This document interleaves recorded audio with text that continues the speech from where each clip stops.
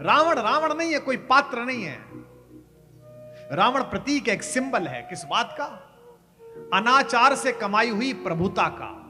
और शक्ति अगर सदाचारी के पास है तो जगत की आश्वस्ति का कारण है। परमाणु बम अगर कोरिया के एक जोकर के पास है तो पूरी दुनिया डरी हुई है। हमारे पड़ोसी के पास है तो दुनिया डरी हुई है। लेकिन भारत के पास है तो दुनिया आश्वस्त है कि यह देश कोई गलत काम नहीं करेगा। इसे सदाचार कहते हैं, यह प्रतीक है। रावण ज्ञानी है, बहुत ज्ञानी है। जिस देश में 7 जन्मों तक साथ निभाने की योजना बनाई जाती थी, वहां 10 में से 6 तलाक हो रहे हैं। और आप उनके कारण देखो तो आप सिर पीट लोगे कि जी ये खर्राटे लेता है, बताइए इस बात पे तलाक हो रहा है। मैं थोड़ा अलग सोचता हूं। मैं सोचता हूं 5 कर्मेंद्री 5 ज्ञानेंद्री जो 10 के 10 पर अपना अंकुश रख सके उसे दशरथ कहते हैं। उसी के घर राम पैदा होता है। भौमिक कोई हैं जो जहां कहीं बैठे हों, 31 वर्ष के हैं। पहला प्रश्न इन्हीं का लेते हैं। उन्होंने लिखा है कि भगवान श्री राम जी को वनवास क्यों मिला? क्या डेस्टिनी रावण को मारने की कोई दूसरी भूमिका नहीं बना सकती थी? और भगवान ने जैसे बाकी राक्षसों को मारा, रावण को भी सीधे ही मार सकते थे।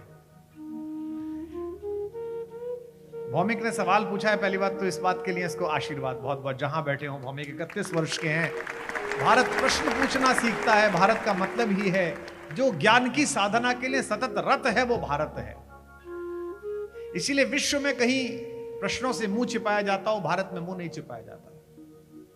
विश्व के दूसरे हिस्सों में हम कहानी सुनते हैं कि 2 बच्चों ने, एक युवक ने एक युवती ने स्वर्गिक बाग में एक वर्जित फल खा लिया कि ये फल नहीं खाना, उन्होंने खा लिया तो उन्हें उस बाग से निकाल दिया गया। बागे बहिश्त से हुक्मे सफर कर दिया गया। ये दूसरी संस्कृति है। और एक संस्कृति भारत की है कि एक छोटा सा बच्चा जिसकी मां किसी कार्य के लिए चली गई थी, वो भूख से व्याकुल हुआ। बाल समय रवि भक्ष लियो, बालकपन में ही सूर्य को खा लिया। तो किसी ने उसकी निंदा नहीं की, किसी ने उसे स्वर्ग से निकाला नहीं। इंद्र ने उसे वरदान दिया कि तुझ पर कोई अस्त्र प्रभावी नहीं होगा। जल ने वरदान दिया कि तू डूबेगा नहीं। अग्नि ने वरदान दिया कि तू जलेगा नहीं। यह भारत की परंपरा है। अगर प्रश्न करते हैं तो उत्तर के साथ आशीर्वाद भी मिलता है। यह भारत की परंपरा है। तो भौमिक ने पूछा है कि भगवान को रावण को मारना था, सीधे मार देते, क्या जरूरत थी इस कहानी की? वनवास मिला, फिर जंगल गए, पत्नी का अपहरण हुआ, फिर ढूंढते फिर रहे हैं, रो भी रहे हैं। त्रैलोक्य का स्वामी रो रहा है। और जैसे हम और आप सामान्य मनुष्यों की तरह विलाप करते हैं, उस समय जब कोई दुर्घटना हो जाती है तो समझ में आना बंद हो जाता है कि क्या करना है। ऐसे में वो उनको समझ नहीं आ रहा है। वो पशु पक्षी से पूछ रहे हैं, हे खगमृग हे मधुकर श्रेणी, तुम देखी सीता मृग नैनी। एक ऐसा भगवान जो बरसात में बादल कड़कने पर पत्नी के अपहरण के बाद डर रहा है, जिनकी भ्रकुटी के हिल जाने से सृष्टि में प्रलय आ जाती है। भ्रकुटी विलास सृष्टि लय हुई। वो राम, वो अपने भाई, छोटे भाई से कह रहे हैं कि घन घमंड नभ गरजत घोरा। आकाश में बादल घमंड के साथ गरज रहे हैं। और हे लक्ष्मण, तुम्हारी भाभी है नहीं, प्रिया विहीन मन डरपत मोरा। यह तो हो सकता है कि पति घर पर ना हो और अचानक बालकनी पे आवाज हो तो पत्नी डर जाए। ऐसा तो अक्सर होता है। आप के साथ भी हुआ होगा कभी ना कभी कि आपने पति को फोन किया, कोई सुनो बाहर आवाज आ रही है। लेकिन ऐसा संभव बहुत कम हो सकता है कि पत्नी मायके चली जाए या कहीं चली जाए और पति डर जाए। ये संभव नहीं है। लेकिन कल भी मैंने बताया था कि भगवान ने जब प्रस्तुति दी एक मनुष्य के रूप में आकर, अवतार के रूप में आकर, इसलिए नहीं दी कि उन्हें भगवान स्वयं को सिद्ध करना था। वे भगवान तो है ही, ईश्वर तो है ही। बहुत सारे लोग मुझे मिलते हैं कि मैं कहते हैं मैं ईश्वर को नहीं मानता। आपको भी मिले होंगे, यहां भी एक आध कोई बैठा होगा। हमारी उनसे कोई प्रतिद्वंदता नहीं है, हमसे नाराज नहीं है। मुझे जहाज में एक मिल गया था महाराज, एक उससे बोला कि मैं ईश्वर को नहीं मानता। एक लाइन में उत्तर दिया और फिर वो पूरे 1.25 घंटे तक चुप रहा और रोता रहा। और आपको भी ठीक लगे तो इस प्रश्न पर आप अपनी मोहर लगाना। उसने कहा मैं ईश्वर को नहीं मानता। मैंने कहा तुम ईश्वर को इसलिए नहीं मानते कि नहीं मानते? तुम ईश्वर को इसलिए नहीं मानते क्योंकि तुम ईश्वर को नहीं जानते। अभी तुम्हें परिचय नहीं है, पता नहीं। 5वीं क्लास के बच्चे को एमटेक कंप्यूटर साइंसेस की किताब दे दो और वो कहे मैं इसे नहीं जानता, तो उस पर गुस्सा नहीं करना चाहिए। वो पहुंचा ही नहीं है वहां तक। हमारे बहुत सारे लोग कहते हैं ये कैसे हो गया, मैं जानता ही नहीं हूं। तुम तो पहले भी नहीं जानते थे। आज से 150 साल पहले बंगाल में, राजस्थान में, महाराष्ट्र में गांव के किसी पंडित जी ने कथा सुनाते समय जब यह कहा कि आकाशवाणी हुई, तो अंग्रेज हंसता था हम पर। अंग्रेज कहता था कि कोई दिखाई नहीं दे रहा तो आवाज कहां से आई। और अभी 70 साल पहले बुश के रेडियो के कान उमेटते समय आपके कलकत्ता के रानीगंज के दुर्गापुर के घर में दिल्ली से आवाज आई, यह आकाशवाणी है। अब आप देवकी नंदन पांडे से समाचार सुनिए। तो हमारे आध्यात्म की सीमाएं जीत गईं और आपके विज्ञान की सीमाएं कमजोर पड़ गईं। मैं विज्ञान का विरोधी नहीं हूं, मैं विज्ञान का विद्यार्थी रहा हूं, पर हां, विज्ञान की सीमाएं कम है। विज्ञान अपनी सीमाएं फैला रहा है, आध्यात्म असीमित है। और विज्ञान कितना भी बड़ा हो जाए, ईश्वर तक नहीं पहुंचेगा। ज्ञान नहीं पहुंचेगा, भगवान तक पहुंचेगा तो प्रेम पहुंचेगा और भक्ति पहुंचेगी। केवल 2 चीजें पहुंचेगी, ज्ञान कभी नहीं पहुंचेगा। आज से 100 साल पहले जब हमारा ब्राह्मण कहता था कि भगवान ने तीर मारा नाभि में, रावण गिरा, हे राम कहता हुआ, तो आकाश में देवता प्रकट हुए और देवताओं ने कहा साधु साधु वीर, हे रघुनाथ आपकी जय हो। स्वयं दशरथ जी भी आए, तही अवसर दशरथ तह आए, उसी समय दशरथ पधारे। तो अंग्रेज कहता था ऐसे कैसे कोई आ सकता है, जब कोई है नहीं तो आकाश में कैसे दिखेगा। और आज महाबलेश्वरम में, गोवा में, शिमला में, इटली में प्रपोज करने के लिए जाते हुए नए जोड़े जब लेजर से अपना 3D अक्स बनवाते हैं और वहां प्रपोजल देते हैं और सामने आप स्वयं उपस्थित हो जाते हैं चित्र के रूप में, तो विज्ञान हार जाता है और आध्यात्म जीत जाता है। यही एक सामान्य। तो भौमिक इस राम की कहानी को, इस कथा को कथा की तरह मत सुनो कि भगवान क्यों नहीं चाहते थे। वे तो अभिनय में हैं और वे प्रतीक माध्यम से बता रहे हैं। इसीलिए शुरू में ही गोस्वामी जी ने पार्वती जी के विषय में कहवा दिया शंकर जी से कि तुम रघुवीर चरण अनुरागी, तुम राम के चरणों की अनुरागिनी हो, लेकिन कीनो प्रश्न जगत हित लागी, तुम जगत के कल्याण के लिए प्रश्न पूछ रही हो। पता तो तुम्हें है ही। कुछ एक प्रतीक मैं तुम्हें भौमिक बता रहा हूं जिस पर ये तुम्हारे रानीगंज के लोग भी मोहर लगाएंगे। रावण रावण नहीं है, कोई पात्र नहीं है। रावण प्रतीक है, एक सिंबल है। किस बात का? प्रभुता 2 प्रकार की होती है, एक अनाचारी और एक सदाचारी। हमारे पुलिस के अधिकारी बैठे हैं, चौराहे पर किसी गुंडे के हाथ में आपको रिवॉल्वर दिख जाए तो आप डर जाते हैं, लेकिन भारी आपत्ति के समय में इनके हाथ में रिवॉल्वर दिख जाए तो आप भरोसे से भर जाते हैं कि आप ठीक हो जाएगा, अब पुलिस के लोग आ गए। यह है शक्ति। अगर अनाचारी के पास है तो जगत के भय का कारण है, और शक्ति अगर सदाचारी के पास है तो जगत की आश्वस्ति का कारण है। परमाणु बम अगर कोरिया के एक जोकर के पास है तो पूरी दुनिया डरी हुई है, हमारे पड़ोसी के पास है तो दुनिया डरी हुई है, लेकिन भारत के पास है तो दुनिया आश्वस्त है कि यह देश कोई गलत काम नहीं करेगा। इसे सदाचार कहते हैं, यह प्रतीक है। रावण ज्ञानी है, बहुत ज्ञानी है, लेकिन ज्ञानी हो जाना सब कुछ नहीं है। ज्ञान का नियंत्रण बहुत आवश्यक है। रावण प्रतीक है अनियंत्रित ज्ञान का, उत्तम कुल में पैदा होने के बाद भी अधम आचरण का। रावण प्रतीक है सिद्धियों के, परम अहंकार का। और उनके विपरीत राम कौन है? परम तेजस्वी होते हुए भी परम विनम्रता के, सबसे हाथ जोड़ने वाले, संतों के, मुनियों के, समाज के, धेनु के हित के संरक्षण करने वाले। इससे क्या तात्पर्य मिला भौमिक? इससे यह मिला कि शक्ति कितनी भी विराट हो जाए, अगर शक्ति के साथ मर्यादा नहीं है तो चाहे रावण हो चाहे हिटलर हो, एक ना एक दिन मारा जाता है और खलनायक कहलाता है। इसलिए राम और रावण की लड़ाई कोई सामान्य लड़ाई नहीं है। यह अनाचार के खिलाफ खड़े हुए एक मनुष्य का एकात्म पराक्रम है, देवता का नहीं है, मनुष्य का है। देवता तो 2 मिनट में समाप्त कर दे, 1 क्षण में समाप्त कर दे। लक्ष्मण जी कह रहे हैं भ्रकुटी विलास सृष्टि लय होई, सपने संकट परे की सोई। लेकिन राम अपने आचरण से, अपनी मर्यादा से हम सबको यह बताने की कोशिश कर रहे हैं इस कथा के माध्यम से कि आपके पास कितनी भी सिद्धियां हो, आपके पास कितना भी धन हो, आपके पास कितनी भी ताकत हो, अगर उसमें अनाचार सम्मिलित है ना एक दिन आपका नाश होगा। अयोध्या तो सोने की नहीं है भाई। अयोध्या में तो कोई प्रसंग नहीं आता कि दशरथ जी ने कहा कि जैसे घर में मैं रहूंगा वैसे में आप रहेंगे, नहीं, कभी नहीं आया। रावण के यहां है। रावण ने लंका वासियों से कहा कि जैसे घर में मैं रहता हूं वैसे में आप रहेंगे, मैं सोने के घर में रहूंगा, आप भी सोने के घर में रहेंगे। लेकिन उसके बाद भी लंका नहीं बची।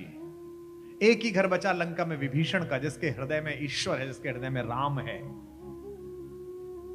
अपने घर में विचार करके देखिए, स्वयं भी विचार करके देखिए कि हम जो ये सोने की अपने चारों तरफ सृष्टि बना रहे हैं, अच्छे घर बना रहे हैं, बहुत अच्छी बात है, हमारा ऐश्वर्य है, लेकिन इसके मूल में ईश्वर है कि नहीं है?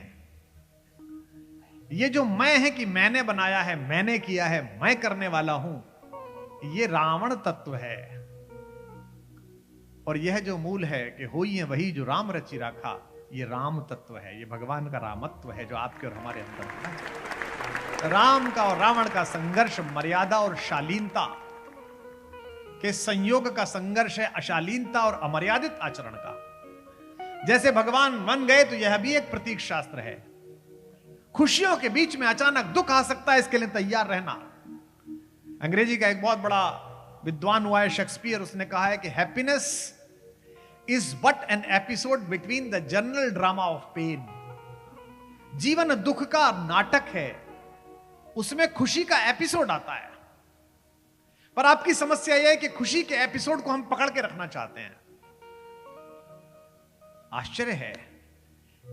और यही कारण है कि इस देश में हम संबंधों को भी टेलर मेड करवा रहे हैं, कस्टमाइज करवा रहे हैं। जिस देश में 7 जन्मों तक साथ निभाने की योजना बनाई जाती थी, वहां 10 में से 6 तलाक हो रहे हैं। और आप उनके कारण देखो तो आप सिर पीट लोगे कि जी ये खर्राटे लेता है, बताइए इस बात पे तलाक हो रहा है। क्योंकि आप दूसरे को टेलर मेड चाहते हो कि जैसा मैं सोचता हूं, जैसा मैं सोचती हूं वैसा होना चाहिए। और प्रकृति टेलर मेड होगी नहीं, प्रकृति जैसी ईश्वर सोचता है वैसी होगी। जिस दिन आप ईश्वर की सोच के अनुसार अपनी सोच मिला लोगे, उस दिन से आपके मन में परमानंद बसना प्रारंभ हो जाएगा, प्रतिपल आनंद बसना शुरू हो जाएगा। नए बच्चे आए हैं, लड़कियां आई हैं, लड़के आए हैं, क्या है एंजाइटी? जो तुम सोचते हो कि ये होना चाहिए और जो ईश्वर ने तय कर रखा है ये होगा, इसके बीच का गैप एंजाइटी है। आप पूरा प्रयास करिए, पूरे मन से काम करिए, होगा तो बहुत अच्छा, ना होगा तो बहुत अच्छा। ना होगा तो उसने तय कर रखा है, असफलता भी ये तय कर रखी है कि होगा। और आप सब इतने महत्वपूर्ण लोग, इतने धनी लोग, इतने अधिकारी लोग, इतने साधु संत लोग, इनसे भी 5 फुट 6 फुट ऊपर बैठकर एक आदमी जो बोल रहा है वो जीवन में असफलता के कई चरण भोग कर आया है। मैंने बहुत सारे चरण असफलता के भोगे और हर बार ये सोचा है कि ये ईश्वर ने दिए तो कुछ बड़ा होगा, और मैं मानकर चला। जब जब असफल हुआ तब तब उससे बेहतर कुछ खड़ा हुआ मुझे मेरा मार्ग में। राम के जीवन में वो तथाकथित असफलता जो एक रात की है, जब मां कहती है कि बेटा क्या हुआ, तो राम कहते हैं कि पिताजी ने मुझे जंगल का राज्य दे दिया। पिता दीन मोई कानन राजू, जही सब भांति मोरे बड़ काजू। ये इसी बात का प्रतीक है। भौमिक को मैं यही समझाने का प्रयास कर रहा हूं कि भौमिक, जीवन की खुशियों के एपिसोड इस बड़े नाटक में थोड़े थोड़े आएंगे, उसमें परमानंद लो। अच्छा मुझे बताओ आप लोग, तपती हुई गर्मियों के बाद, बंगाल में तो खूब गर्मी पड़ती है हमारे उत्तर भारत की तरह, खूब गर्मी पड़ रही हो, अचानक जून के पहले दूसरे हफ्ते में बादल घुमड़ आए, हवाएं चलने लगे ठंडी ठंडी, हल्की सी बरसात हो, तो बालकनी पर खड़े होकर आप ये थोड़ी करते हो कि अब ये कितनी देर तक चलेगा, इसे कैद करूं। और 4 घंटे बाद आप रोते भी नहीं हो छाती पीट के कि अरे इतना अच्छा था, ये खत्म क्यों हो गया। आप सिर्फ उसे जीते हो। लेकिन जीवन में आपने सदा देखा होगा, जब भी सुख का समय आता है आप सोचते हो ये कैद कैसे रहेगा। सुख में तू बिल्कुल ना ठहरे, लाख बिठाएं तुझ पर पहरे, दुख में तू बिल्कुल रुक जाए, कैसी उल्टी रीत, समय तू जल्दी जल्दी बीत, समय तू जल्दी जल्दी बीत। लेकिन इस दुख के क्षण में, इस कष्ट के क्षण में, जो तथाकथित कष्ट है कि राम से कहा जा रहा है कि जंगल चले जाओ, इसमें वो अपना हित ऊपर नहीं रख रहे, इसमें वो जगत का हित ऊपर रख रहे हैं, परिवार की मर्यादा ऊपर रख रहे हैं। वनवास जाना राम का प्रतीक है इस बात का कि दुखद परिस्थितियां आएंगी जीवन में, लेकिन उन्हें सुख में कैसे बदलना है, उन्हें जगत के कल्याण के लिए कैसे बदलना है, यही आपकी ताकत है। राम के वन जाने से पहले जंगल के बारे में अच्छी इमेज नहीं थी, अच्छी धारणा नहीं थी। माना जाता था कि जंगल में तो पशु रहते हैं, शेर रहते हैं, या फिर वैरागी रहते हैं, ऐसे लोग जो जगत से जुड़े हुए नहीं है, कुछ भी खा लेते हैं, जो फल गिरा वो खा लिया, जो पानी मिला वो पी लिया, बिना झोपड़ी बनाए रह गए। और गए कौन है? दशरथ के 2 बेटे, त्रैलोक्य के सबसे बड़े राजा के बेटे। और दशरथ भी कोई सामान्य राजा नहीं थे कि ऐसी किसी रियासत के राजा हों। देवासुर संग्राम में इंद्र बुलाता था जब हारता था तो, और जब दशरथ पहुंचते थे तो इंद्र अपना आसन छोड़कर आधा आसन देता था कि प्रभु यहां बैठिए आप। इतना बड़ा फाइटर, इतना बड़ा योद्धा दशरथ, जो 10 रथों को एक साथ चला सके उसे दशरथ कहते थे। मैं थोड़ा अलग सोचता हूं, मैं सोचता हूं 5 कर्मेंद्री 5 ज्ञानेंद्री, जो 10 के 10 पर अपना अंकुश रख सके उसे दशरथ कहते हैं। उसी के घर राम पैदा होता है। राम के जंगल जाने से पहले जंगल का छवि संसार बहुत गलत था, जंगल की इमेज बहुत गलत थी। राम जंगल गए और राम ने बताया समाज को, तथाकथित सभ्य समाज को, कि तुमसे बेहतर लोग, तुमसे अच्छे लोग उस जंगल में रहते हैं। इस जंगल में निषाद रहता है, इस जंगल में सुग्रीव रहता है, इस जंगल में शबरी रहती है, और जिसका जिक्र कर रहा हूं उसके स्वागत में एक बार जय घोष उठे। इस जंगल में बजरंग बली हनुमान रहते हैं, उनका स्वागत है। पूरी अयोध्या रो रही है लेकिन राम प्रसन्न है। बरसात आ गई है अयोध्या में, लोग बरसात का आनंद नहीं ले रहे। महिलाएं कह रही हैं कि ये तो महल में रहते थे, जंगल में कोई झोपड़ी भी मिलेगी कि नहीं मिलेगी। और जगत के कल्याण के लिए अपनी जिह्वा पर सरस्वती को विराजमान करके अपने प्राणों से भी प्रिय राम को वन भेजने वाली कैकेयी जगत की गालियां खा रही है। इस कहानी में अगर कोई शिव है तो कैकेयी है। इस कहानी में अगर कोई कालकूट पीने वाला कंठ है तो वो माता कैकेयी का कंठ है। कैकेयी को पता है कि मैं क्यों भेज रही हूं इस बच्चे को, लेकिन फिर भी गाली खा रही है। हमारे घर में ऐसे बहुत सारे लोग हैं जो 2 लोगों के बीच का झगड़ा टालने के लिए दोनों की गालियां खाते हैं। वे सब शंकर के अनुयायी हैं, वे सब शंकर तत्व में, महादेव तत्व में। हम छोटे थे तो हमारी माँ, हमारी बुआ चौमासे के टाइम में, चातुर्मास के टाइम में, बरसात के टाइम में ढोलक लेके गाने जो गाती थी, जो भजन गाती थी, उसमें खूब कैकेयी को गाली पड़ती थी।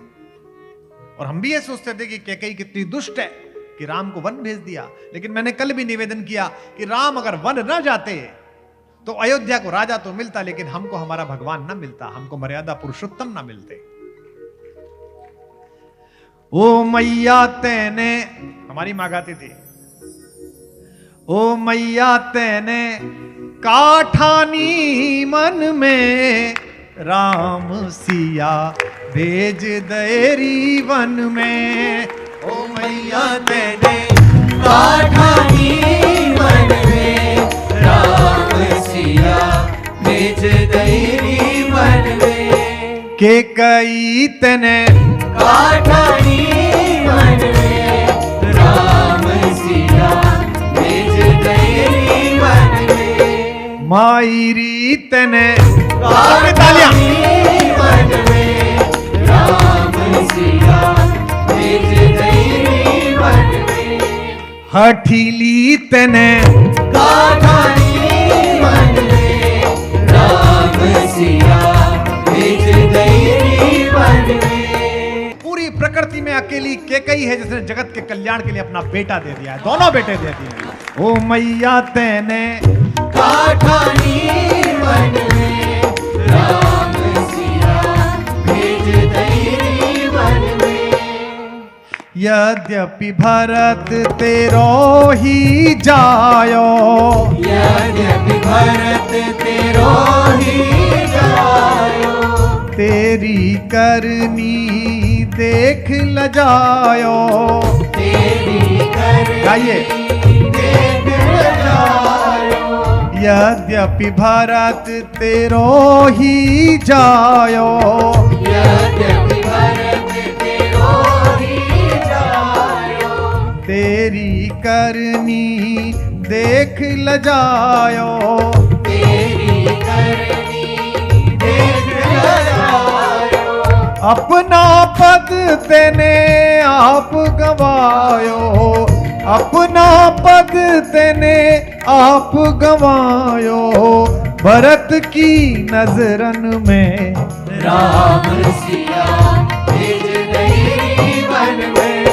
माई रीत ने पाठानी वन में, राम सिया भेज दई वन में। कठोरी तने पाठानी वन में, राम सिया भेज दई वन में। पूरी अयोध्या रो रही है कि महलों में रहने वाले इस चौमासे में कैसे जी रहे होंगे। मिथिला की राजकुमारी तो इतनी कोमल है कि कैसे पानी में किसी पेड़ के नीचे, किसी वृक्ष के नीचे खड़ी होगी। महल छोड़ वहां नहीं रे मंढैया, महल छोड़ वहां नहीं रे बढ़ैया। सिय सुकुमारी संग दो भैया, सिय सुकुमारी संग दो भैया। महल छोड़ वहां नहीं रे मंडैया, महल छोड़ वहां नहीं रे बढ़ैया। सिय सुकुमारी संग दो भैया, सिय सुकुमारी संग दो भैया। काहू बिछतर भीजत होंगे, काहू बिछतर भीजत होंगे।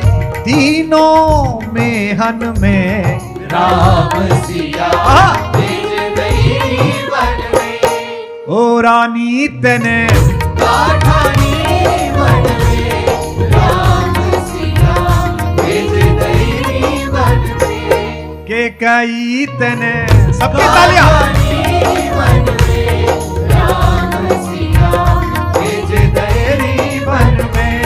राम सिया भेज दई वन में। जो षड्यंत्र करता है, षड्यंत्र अंततः उसे खा जाता है। जो भी षड्यंत्र करेगा घर में, समझ लेना अंत में षड्यंत्र का वही शिकार बनेगा। कौशल्या की छिन गई वाणी, कौशल्या की छिन गई वाणी। रोए न सकी उर्मिला दीवानी, रोए न सकी उर्मिला दीवानी। के कई तू बस एक ही रानी, के कई तू बस एक ही रानी। रह गई महलन में राम सिया भेज दई वन में। ओ रानी तने पाठानी वन में, राम सिया भेज दई वन में। राम सिया भेज दई सबकी तालियां सम्मिलित हो। राम सिया भेज दई वन में। राम सिया भेज दई वन में। बोलो कैकेयी महारानी की। जगत के कल्याण के लिए तो भौमिक ने पूछा कि भगवान तो मार सकते थे रे, भगवान तो छोड़ो। उनके छोटे भाई, आध्यात्म रामायण में एक श्लोक आता है, कवि कहता है कि लक्ष्मण अपने उल्टे पैर के अंगूठे से धनुष की प्रत्यंचा खींच के रावण को मार सकते हैं, लेकिन उसके बाद भी इतना कथाक्रम बना। आप सबको 3 घंटे की फिल्म देखते समय पता चलता है, पता होता है आपको कि ये जो विलेन बन के आया ये लास्ट में मरेगा, और ये जो लड़का पिट रहा है 2.5 घंटे तक ये आखिर में जीतेगा। आपको सबको पता होता है। अभी तो एक ही पार्ट रिलीज हुआ है, मार्च में दूसरा होगा, उसका पता है। उसमें भी 2-3 जो लिखे हुए वो बड़े साहब जो गए हैं बंबई से भाग के, वो भी जाएंगे ही, है ना। एक ही बनाई भाई ने फिल्म, हिंदुस्तान पाकिस्तान दोनों हिल गए 3.5 घंटे में, वो भी हिल गए, ये भी हिल गए, एक धुरंधर में। सबको पता है, लेकिन फिर भी देख रहे हैं, उत्सुकता के साथ देख रहे हैं। सबको पता है कि शोले के आखिर में क्या हुआ था, लेकिन फिर भी जब आ रही है तो आप बैठ के देख रहे हैं, क्योंकि वो कहानी का जो मॉरल है जो नीचे नीचे चल रहा है वो आपको पुष्ट करता है। आदमी के मन में सदिच्छा पैदा होती है। देखिए इतने आक्रमण हुए, बहुत सारे लोगों ने अपने मत का परिवर्तन किया, लेकिन एक चीज ऐसी पूज्यपाद तुलसीदास जी ने रच दी रामचरितमानस कि उसके बाद भारतीय मनुष्य के अंदर यह आस्था आ गई कि ये सरहद पार फरक्का से फरजाना से आए हुए जो लोग हैं ऊंट की पीठ पर, ये तो थोड़े से समय के राजा हैं, ये तो कम शक्तिशाली राजा हैं। वलकल पहनकर एक वनवासी ने दुनिया के सबसे बड़े गुंडे को उसके घर में जाके मारा था, तो इनका भी एक ना एक दिन नाश हुआ। ये महत्वपूर्ण है।